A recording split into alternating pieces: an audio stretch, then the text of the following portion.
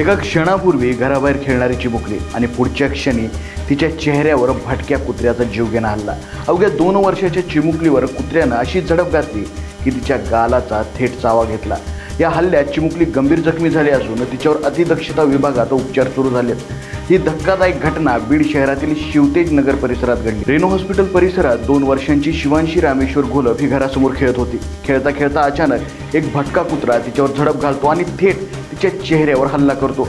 चिमुकलीच्या किंकाळ्या ऐकून शेजारच्यांनी तातडीनं धाव घेतली आणि कुत्र्याला हुसकावून लावत तिची सुटका केली। मात्र तोपर्यंत कुत्र्यानं तिच्या गालाला गंभीर दुखापत केली होती।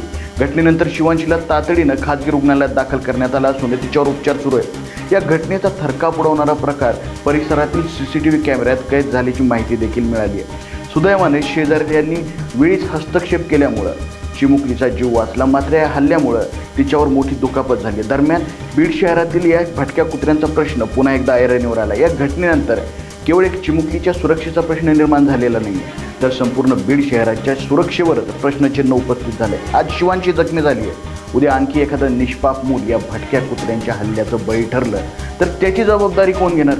शहरात भटक्या कुत्र्यांचा सुळसुळाट होईपर्यंत प्रशासन वाट पाहणार आहे का?